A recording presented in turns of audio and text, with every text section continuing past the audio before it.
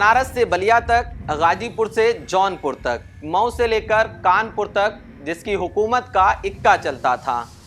एक बाहुबली जिसके पैरों की धमक से पूर्वांचल में बेबसों के दरवाजे बंद होते थे, उसके साथ गुर्गों के गैंग चला करते थे। बड़े बड़े काफिलों में पिस्टल और बंदूकें लहराना उसके लिए आम सी बात हो गई थी। हवाओं को पहले ही खबर हो जाया करती थी कि माफिया आ रहा है। टोलकर्मी कई किलोमीटर पहले से ही अलर्ट हो जाया करते थे।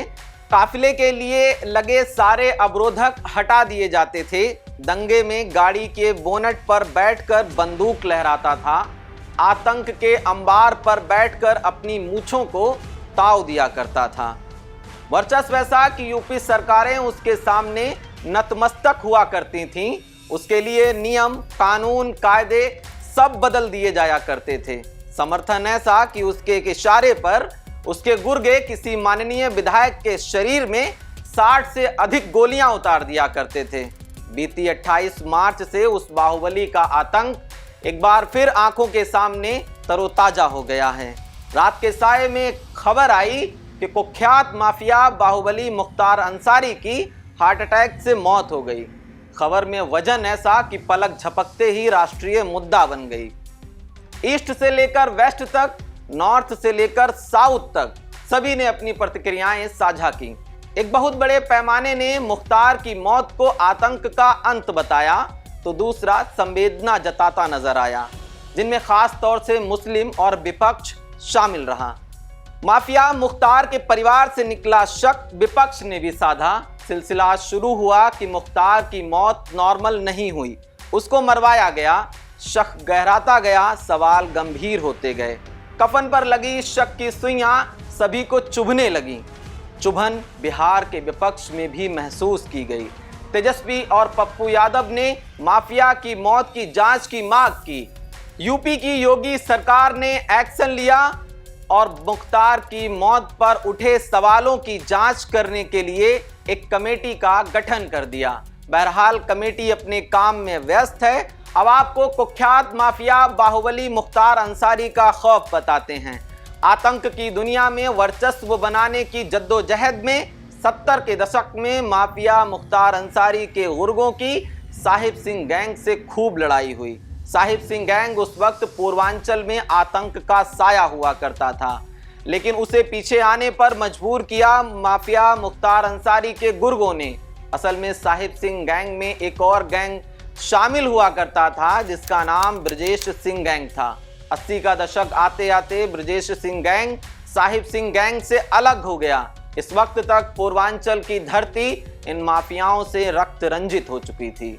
मुख्तार अपनी आतंक की दुनिया में बेताज बादशाह बन चुका था। ये वो दौर था जब मुख्तार की इजाजत के बिना पूर्वांचल में किसी की भी इतनी हिम्मत नहीं होती थी कि कोई शिलान्यास की एक ईंट भी नींव में लगा दे।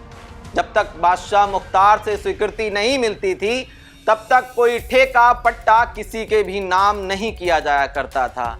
यूं समझिए कि एक वक्त में मुख्तार अंसारी का गुंडा राज पूर्वांचल में खून बनकर मजलूमों की संपत्तियों पर बरसता था।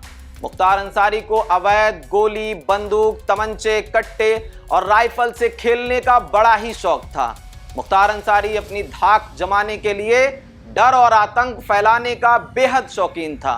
यूपी प्रशासन के किसी भी अधिकारी में उस वक्त इतनी हिम्मत नहीं होती थी कि वो मुख्तार का काफिला रोक दे। मुख्तार ने अपने आतंक के साम्राज्य को इतना विकराल रूप दे दिया था कि गुंडा टैक्स वसूली, हफ्ता देने से मना करने वाले मासूमों, मजलूमों को सीधे मौत की सजा दी जाया करती थी।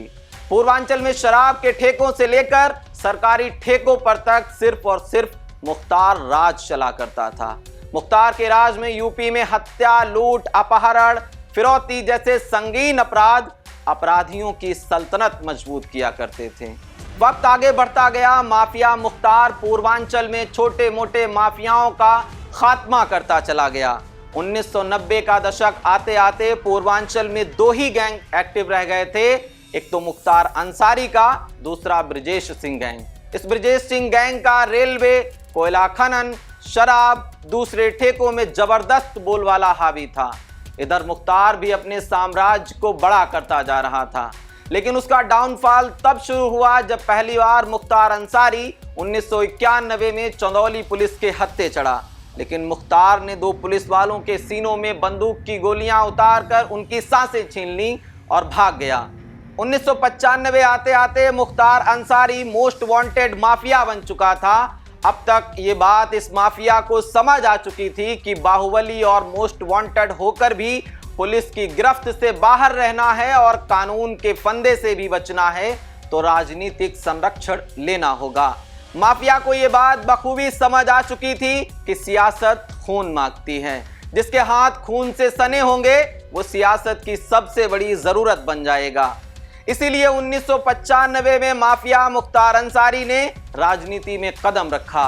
1996 में मुख्तार अंसारी ने मायावती की बहुजन समाज पार्टी के बैनर तले यूपी विधानसभा चुनाव लड़ा और मऊ सदर सीट से विधायक बना। विधायक बनते ही तत्कालीन एएसपी उदय शंकर पर जानलेवा हमला किया। इसी साल मुख्तार ने कोयला व्यापारी रुंगटा का अपहरण कर लिया। 1997 आते आते पूरे देश में मुख्तार के आतंक की कहानियां सुनाई जाने लगीं। 2002 तक ब्रजेश सिंह गैंग को भी माफिया मुख्तार अंसारी ने पूर्वांचल से पूरी तरह खत्म कर दिया और पूर्वांचल का बेताज बादशाह बन बैठा। इस बीच कुछ महीनों तक अंडरग्राउंड रहने के बाद फिर से ब्रजेश सिंह की पूर्वांचल में वापसी हुई। ये वो दौर था जब बीजेपी ने मुख्तार अंसारी के भाई अफजाल अंसारी को यूपी विधानसभा चुनाव में शिकस्त देने के लिए अपने चहेते नेता कृष्णानंद राय को रण में उतारा। कृष्णानंद राय अफजाल अंसारी को हराकर विधायक बने, लेकिन 2005 में ही बीजेपी विधायक कृष्णानंद राय को दिन दहाड़े ऊसर पट्टी पर AK-47 से भून दिया गया। इस हत्याकांड में तकरीबन 400 गोलियां चलाई गईं। इस गैंग वॉर में कृष्णानंद राय समेत 7 लोग मारे गए थे। राय के शरीर से 67 गोलियां निकाली गई थीं। राजनीतिक संरक्षण के बीच बेलगाम हुए माफिया मुख्तार अंसारी के गुर्गों ने बीजेपी विधायक कृष्णानंद राय की चुटिया तक काट ली थी। सीनियर IPS अमिताभ यश का मानना है कि माफिया मुख्तार अंसारी उस गैंग वॉर का जेल से फोन पर लाइव अपडेट ले रहा था।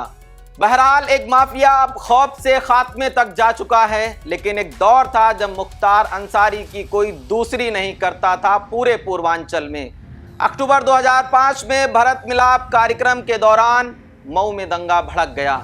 उस वक्त दंगे के बीच मुख्तार अंसारी हथियार लहराते हुए खुली जीप से मऊ की सड़कों पर निकला।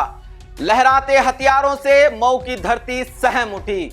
मुख्तार के गुर्गों का आतंक ऐसा कि मजलूमों बेबसों के दरवाजे चीर दिए गए। आतंक की आग ऐसी कि तपिश यूपी विधानसभा से लेकर संसद भवन तक जा लगी। तो सवाल उठा कि क्या मुख्तार अंसारी कानून से बड़ा है। ये सवाल इसलिए भी उठा कि उस वक्त 2005 में राष्ट्रीय राजनीति का गढ़ कहे जाने वाले उत्तर प्रदेश में धरती पुत्र दिवंगत मुलायम सिंह यादव की सरकार थी। राज्य में समाजवादी पार्टी का स्वर्णिम काल चल रहा था। निर्दलीय विधायक की हैसियत से कुख्यात माफिया बाहुबली मुख्तार अंसारी मुलायम सिंह यादव की सरकार को अपना समर्थन दे रहा था।